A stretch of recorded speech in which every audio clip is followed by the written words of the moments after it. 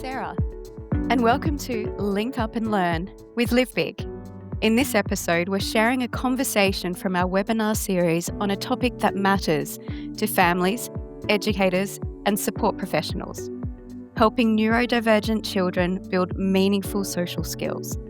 Our guest, Lara Powers, a passionate positive behavioural support practitioner and social worker, shares practical strategies and a powerful case study. From birthday parties to classroom dynamics, Lara unpacks the hidden barriers kids face and offers tools to help them thrive. If you've ever supported a child with autism or ADHD, this episode is for you. Let's dive in. What are the social skills that need to be developed to support neurodivergent children to make friends? And what can be provided to support neurodivergent children's social skill development? So I suppose, what are social skills? So social skills essentially is the ability to utilize and communicate and interact with other people. So this can be both verbal, nonverbal, and in many ways such as body language, facial expressions, gestures, and keyword sign. And why are they important? They enable us to adapt our behavior to suit the social context we are in. For example, the way a child would greet their friend would be very different to the way they greet their principal. So for children, these situations can include asking a question in the classroom. And for me, in my experience, this is not just about putting their hand up, but the unspoken communication from this. A child may sit there and think, what does this look like if I put my hand up? Will people think I'm silly? Will people think I don't know? So there's a lot of social convention even around asking a question in the classroom. Another situation could be attending a social event such as a birthday party. And I've used this example here because this is something that I found a lot of children have struggled with socially. Because if you think about it, how many social conventions are there at a birthday party? They're buying the present, then wrapping the present, writing on the card. Am I saying the right thing on the card? Then giving the card over. And sometimes I've even found if it's a really cool present, children don't usually want to give that over. And I've had that many times.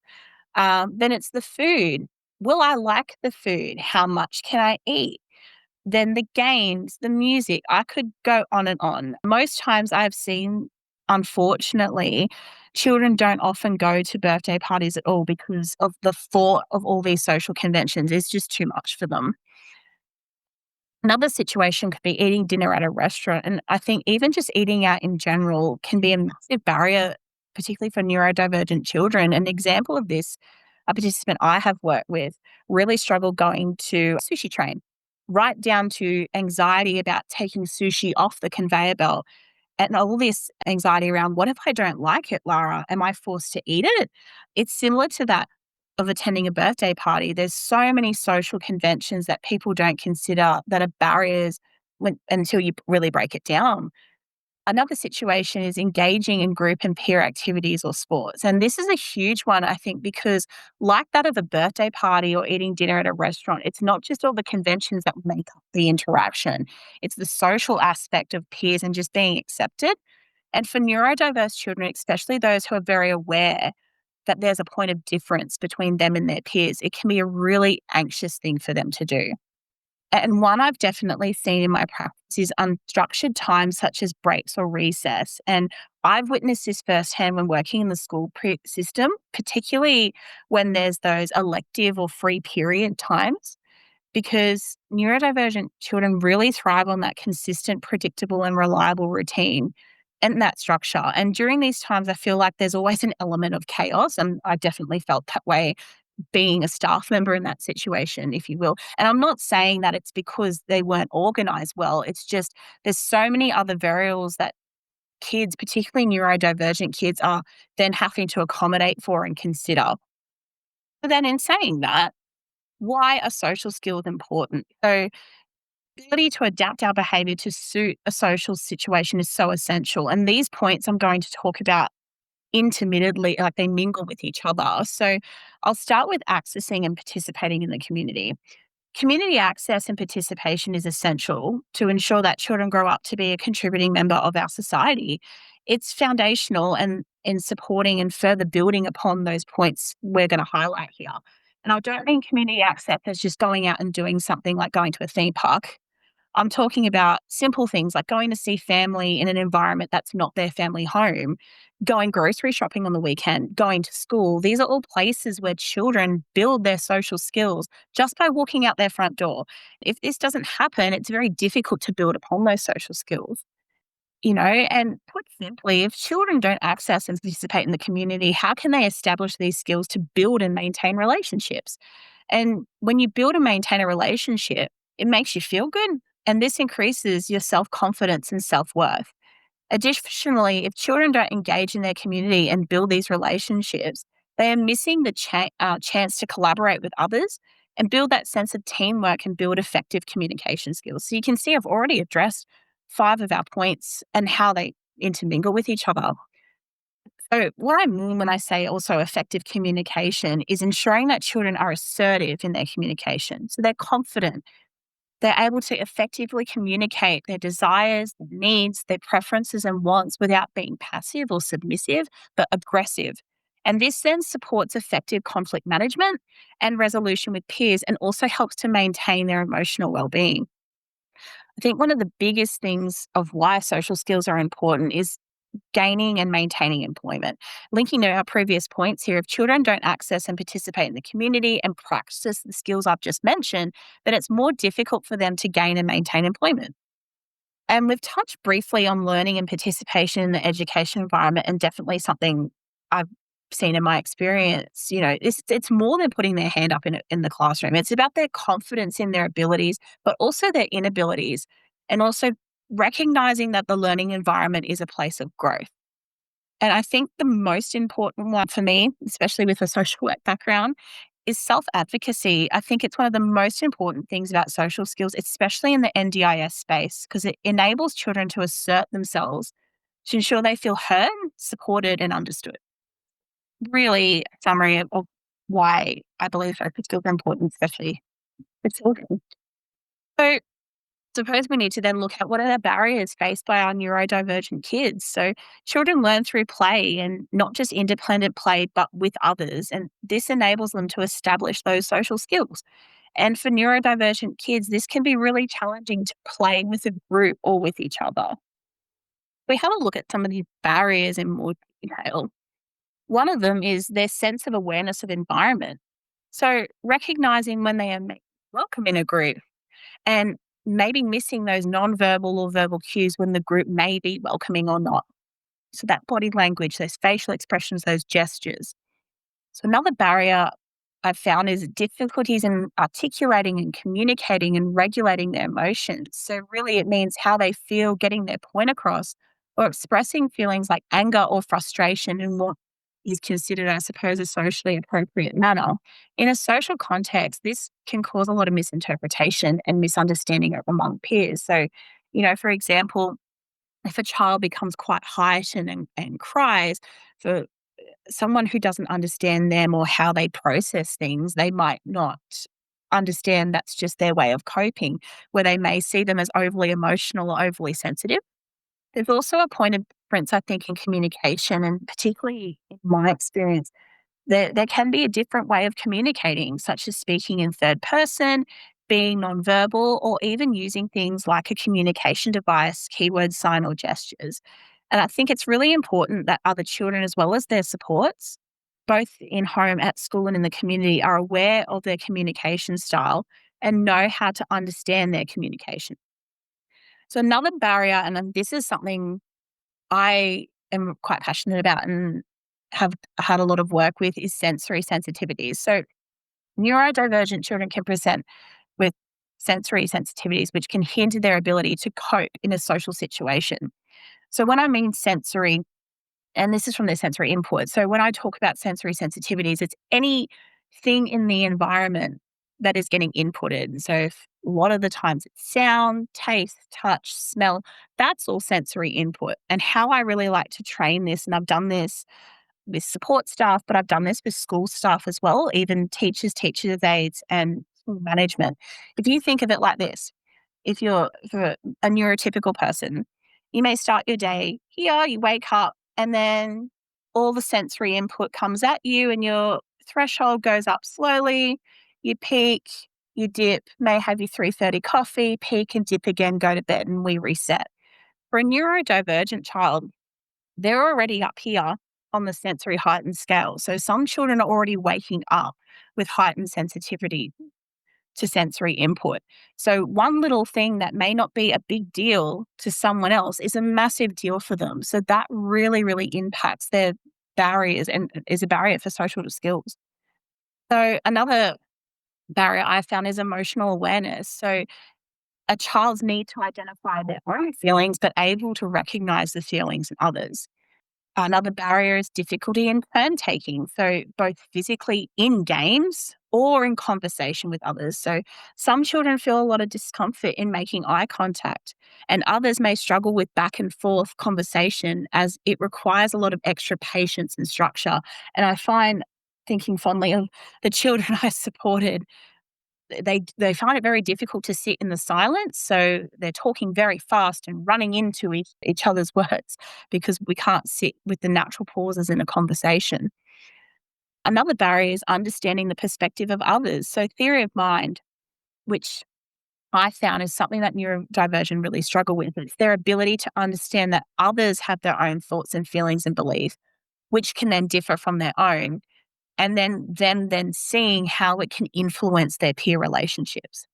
We've already touched on this, but unstructured times such as recess, because I find neurodivergent children may avoid these times and retreat to areas where there's less opportunity for social interaction. If they find it difficult, they need a sense of consistency, predictability, and reliability to feel safe and secure.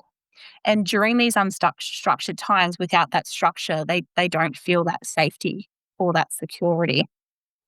So signs your child or participant could benefit from some further support. So, if you notice that their play may seem different to other children who are the same age. So, if a perfect example and a point of nostalgia for me, if you think of those Thomas the Tank Engine wooden train toys, I know my kids are really into them at the moment, which is fantastic. But it's almost like there's an inherent unspoken way of how you must play with this toy. So obviously we would see, oh, you move the train along the track. But if the child is lining up the train or spinning the wheels of the train instead of pushing the trains along the track, that may be a sign they need some support.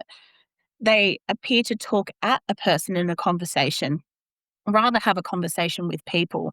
So perfect example is was working with a child who really liked dinosaurs. And I'd say, "How are you today?"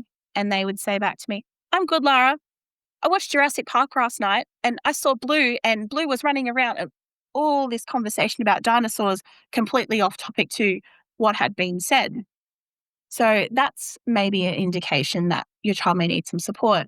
They display what could be considered unsocial behaviors, so emotional outbursts or difficulty regulating their emotions during play. They may have little to no interest in playing with other children, and they may struggle or to share or take turns during play, or they may struggle to initiate or join a group with activities, games, or supports. Those are just some signs that could indicate your child may need some further support. I suppose this is the crux of why you're all here is how we teach these skills. How can someone like PBS support a neurodivergent child in teaching these skills? And I suppose all allied health disciplines, they all have so much incredible value in teaching social skills, speech pathology, occupational therapy, social work, play therapy. They all do amazing things to teach social skills in their own way. I mean, I'm just talking from the perspective of PBS because that is what I do. So some examples I can give you is what we've done is practicing social scenarios. So ideally, we'd like to practice the social scenario in the real world context or environment, such as school or during a group program. And, for whatever reason, logistically, sometimes that just can't happen. And that's okay. If we can't, we try and simulate this to some degree. How I've done it in the past, I used to teach social emotional learning in schools. And obviously, I mean, you can't get more context of being in a school, but when I'm trying to teach a concept, I'd utilize things like media, like, for example, those Disney Pixar Spark shorts. They're great little films. They always have a really good moral backing behind them and teach a lesson. But I think also it's something that kids can relate to, and how I've taken that into PBS practice when I'm trying to build social skills is I'll pick a movie clip or a music video. Done a lot of Taylor Swift when she was in Australia, my goodness. But hey, YouTube clips related to children's interests, because if you pick something that your child or your participant is emotionally invested in, they're more likely to pick up on what you're trying to teach them because they see a point of similarity and relationship. And in doing this, we support children to understand concepts in in the media. So I remember teaching social emotional learning. We'd look at something and we'd go, okay, the little Susie's upset. Okay, how can you tell little Susie's upset? What's happened? What's going on around her? Okay, she's happy. How do you know she's happy? So really posing those questions and really breaking down what they're seeing on the video in a real world context to understand what these feelings and emotions look like. In a real world context, obviously in a school, we can also role play the approach, and you can do it in not in the environment either. I mean, in a one-on-one scenario, I'd like to start role playing one-on-one. I would never want to put a child straight into a situation where you go and practice the social skills in the real world context. You want to build up their confidence and skills first. But we'd role play a social situation.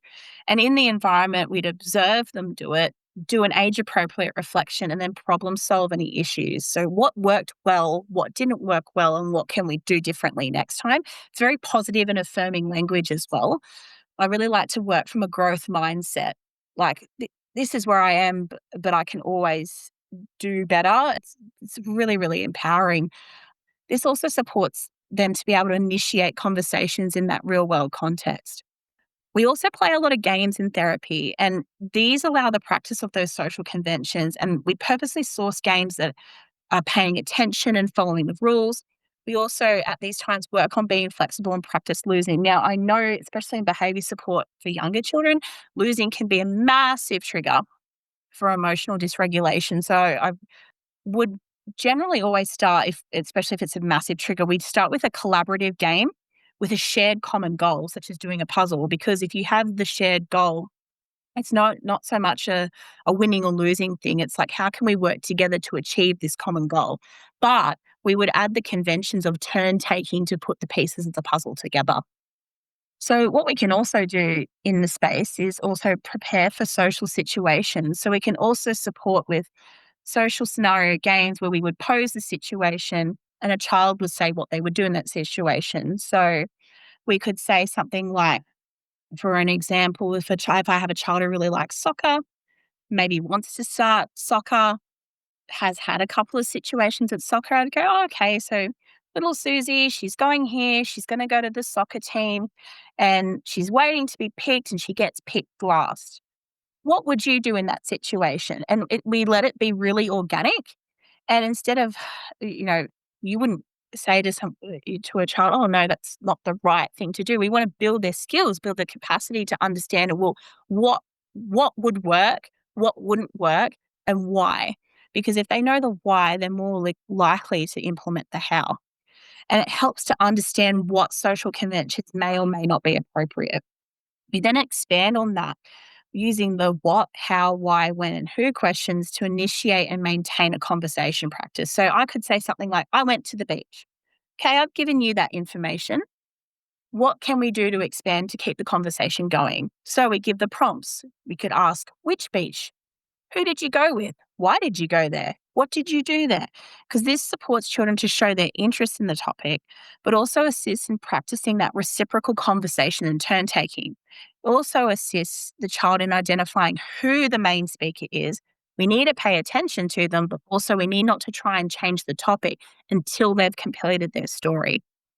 We also work with children to discuss levels of friendship as well as identifying a relationship with someone. So a lot of things I've looked at with children over my experience is sort of like good friend, bad friend. What does a good friend look like to you? And I tell you, the answers I get for each child I've worked with are very, very different of what their understanding of a good friend or to a bad friend is.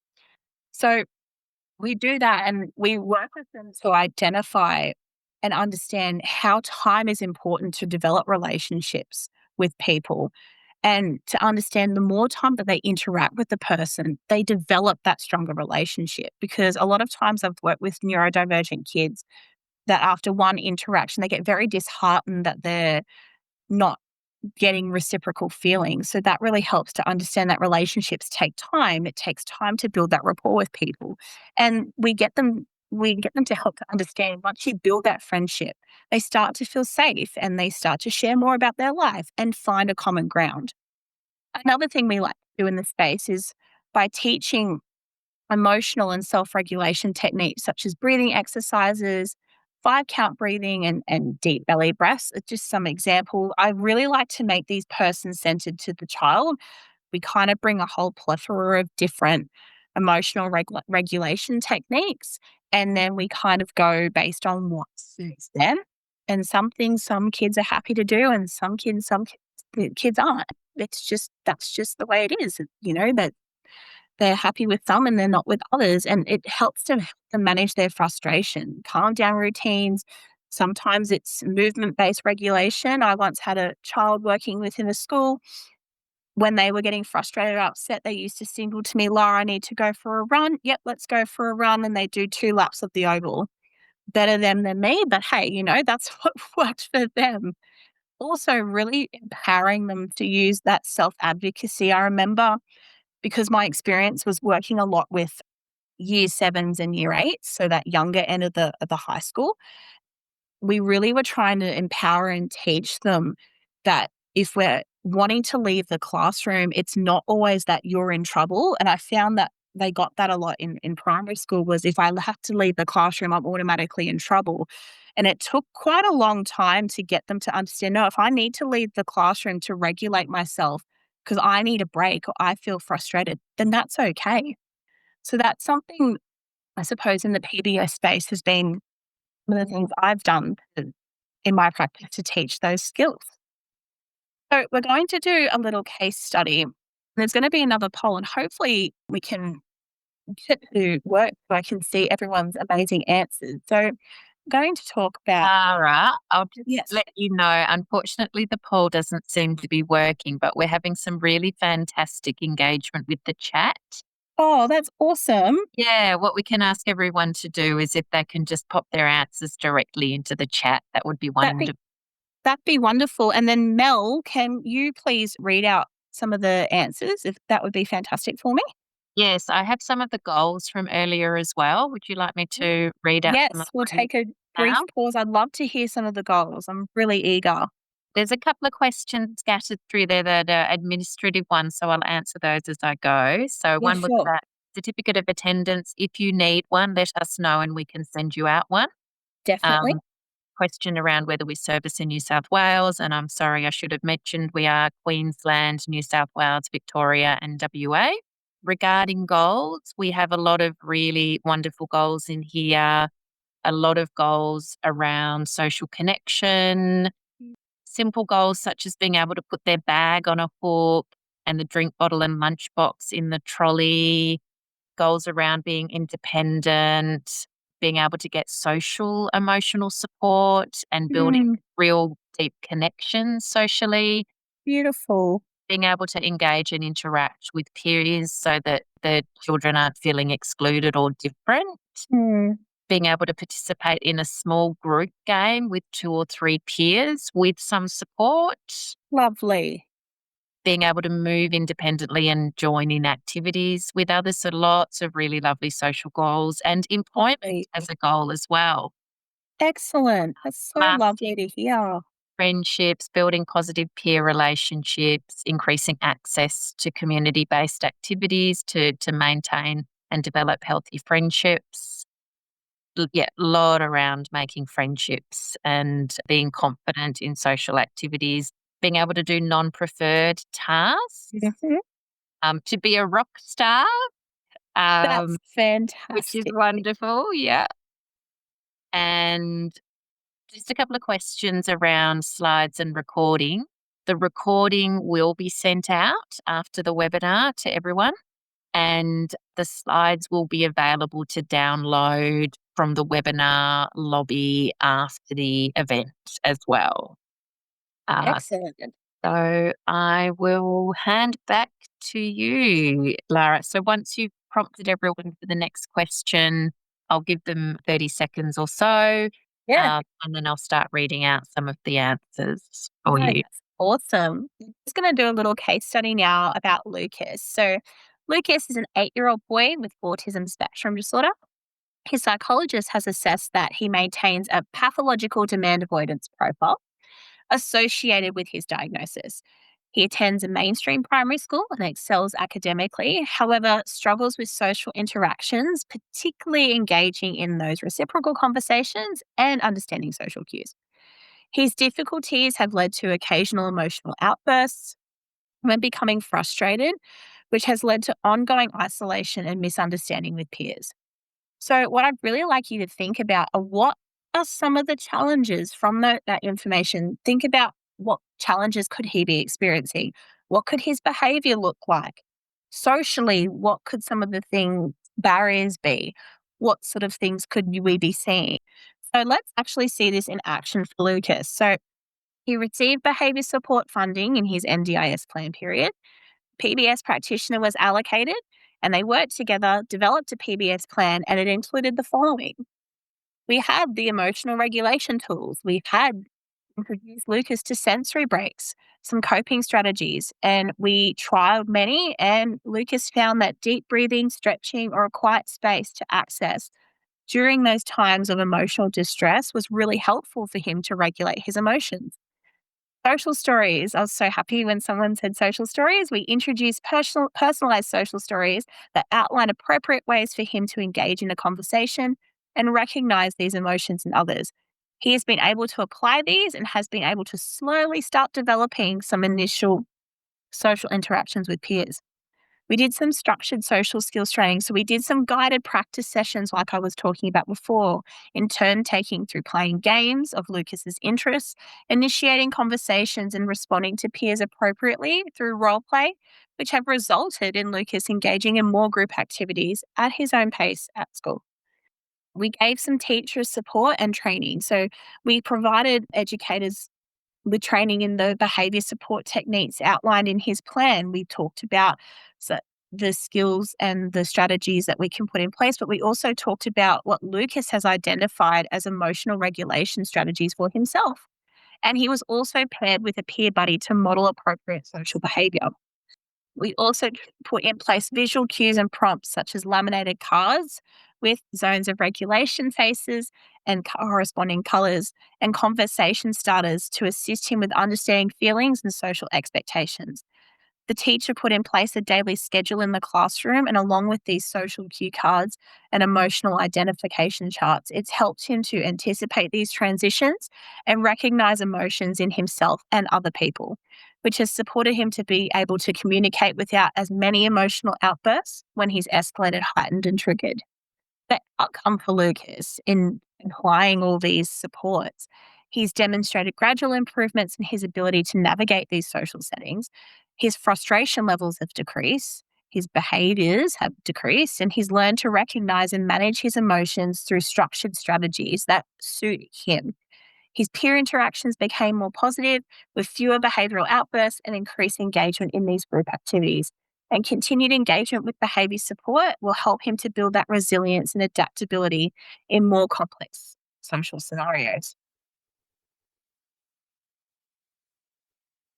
There are some practical strategies that you can put in place now to support your child and participant. So I've done a few here.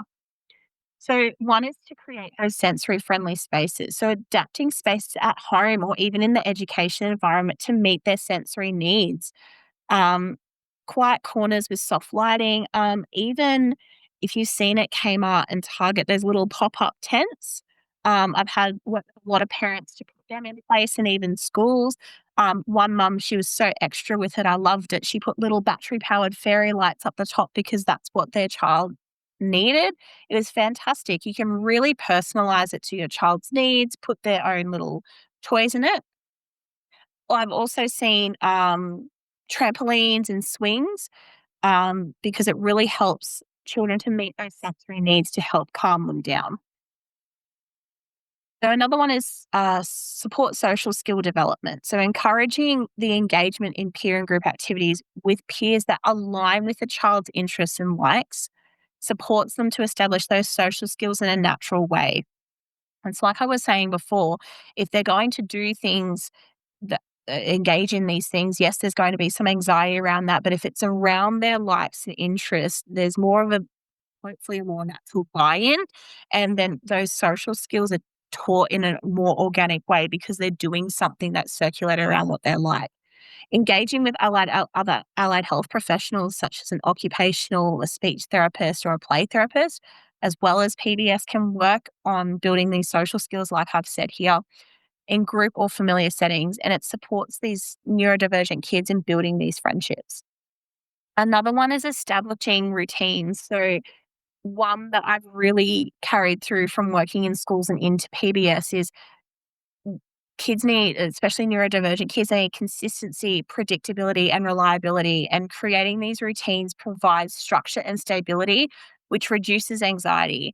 Setting these regular meal times and even sleep routines support to create habits so that when changes do occur, it can help them to adjust more smoothly. Another thing is to promote open communication, being at their level, using their language, but adding those visual aids to communicate with neurodivergent kids. Name feelings, name the feeling, let the children know that these are okay. However, we just need to manage them in appropriate ways. And with patience and encouragement, it can really help children to express themselves more comfortably. Linking back to what I said before, encouraging interests and talents and involving children in things that they like provides that natural setting for building confidence and social skills, and it helps them to feel more recognized and valued. Something else I really encourage because in the PBS space, we're not just working with the child, we're working with the whole support network, and that includes families. And a lot of the participants I work with, I do a lot of parent support and being that support person and being part of their network. It definitely takes a village to raise children. So, local or online support groups offer a chance for parents to connect, share experiences, and learn from situations.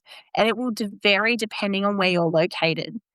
But also prioritizing self care, making sure that you take care of yourself because it makes it easier to take care of a child when you take time for yourself.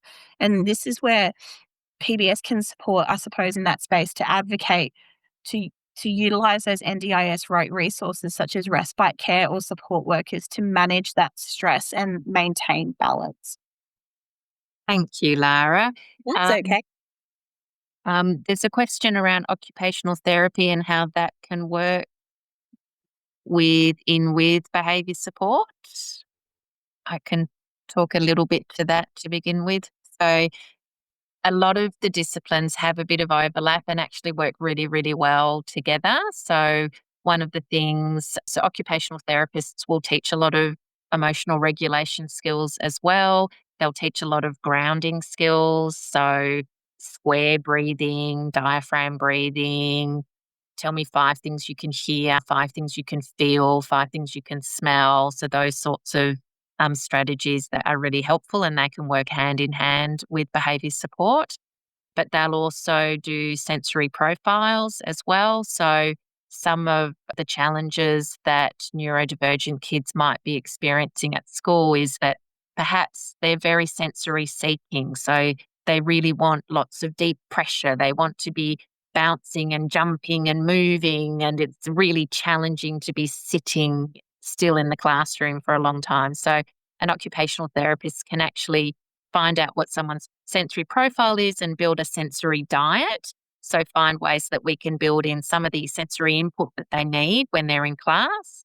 Or it might even be that they have a very low sensory profile for auditory input. So they don't like a lot of sound. And school classrooms are very busy and very noisy. So it might be getting them some headphones to screen out some of the noise, etc. So all of that really useful information will really support the sort of strategies that a behaviour support practitioner will implement.